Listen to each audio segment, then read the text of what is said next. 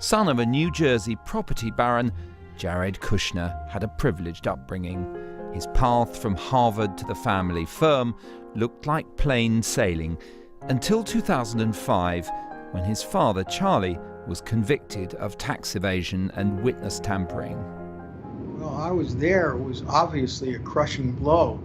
Charlie was a well-respected member of his family and his community, and it was a terrible blow to the family. Jared, as the second oldest child, it was hard for him, as it was hard for his sisters and his brother. The Kushner conviction sprang out of vicious political and family rivalries. Mr. Kushner engaged in a conspiracy. And some have claimed that this battle left Jared Kushner with a strong desire for revenge. There is definitely a psychodrama at play here. A lot of people speculating about Kushner wanting revenge on Chris Christie earlier in this election season. Now, of course, Chris Christie nowhere in the picture when it comes to this Trump administration. Maybe holding out hopes for a role down the line, but definitely not on day one. In these cases, oftentimes there is at least a glimmer or a grain of truth to these stories. We've seen both in Trump and Kushner a desire to get even. Hungry yet, monsieur? Or do we starve one more day? Jared Kushner's life, with its turns of fortune, feels a little like a 19th century novel. It's been reported that his favourite book is indeed The Count of Monte Cristo, Dumas' saga of how an unjust imprisonment leads the hero to amass a fortune and spend a lifetime seeking revenge. Certainly, his alliance through marriage with the Trump family has now brought him to the apex of political power. Jared is a very successful real estate person, but I actually think he likes politics more than he likes real estate, I must tell you. And he's very good at politics, so. Notoriously reluctant to give interviews, Kushner, who's Jewish, took to the pages of a paper he owns, the New York Observer, to defend Trump against a charge of anti-Semitism during the campaign.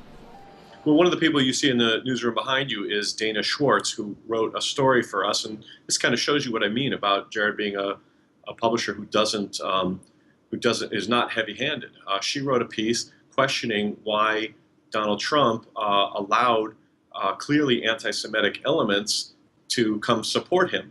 And Jared quite forcefully answered that, look, no candidate can possibly be held responsible for every one of his or her millions of supporters, but I know this guy, and there's not an anti-Semitic or racist bone in his body.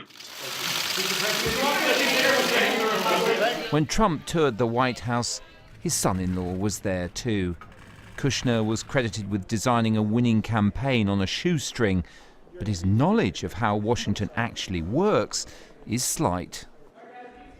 Perhaps he's a very able person, but we have no track record to judge that by. He doesn't have any experience, and he is coming into this position by networks, by his family network. And so, he has to prove himself, but it's not for naught that there are anti-nepotism laws because, and it's not just this one relative. There are all these relatives that Trump is putting into power, very close to power without appropriate Chinese walls. So yes, I think it's a big problem. If Jared Kushner has a tendency for extremism, it's in the matter of family loyalty, and that's what's made him indispensable to Donald Trump. As for his actual politics, he's exhibited what Henry Kissinger has characterized as a considerable degree of constructive ambiguity.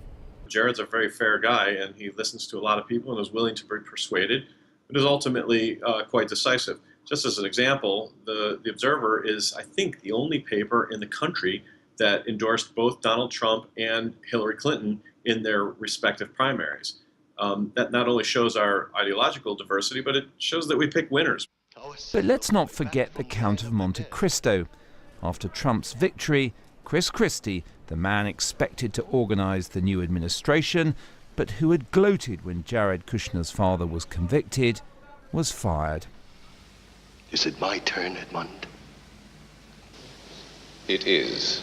But when it comes to the new White House and the influences on Trump, many pin high hopes on his special advisor, just 35 years old. Many powerful people in Washington and New York find at least some degree of comfort knowing that Kushner is going to be in Trump's ear, literally in the room oftentimes, before big decisions are made. So much of what Trump said on the campaign trail was so toxic, so frightening to many Americans, and yet Kushner is someone who is soft-spoken, is moderate, is in some ways a progressive, and can round off some of Trump's very hard edges. In the dwindling days of the Obama presidency, many in Washington are anxious. The president-elect couldn't be more different in style, one reason why they now pin their hopes on those around Trump.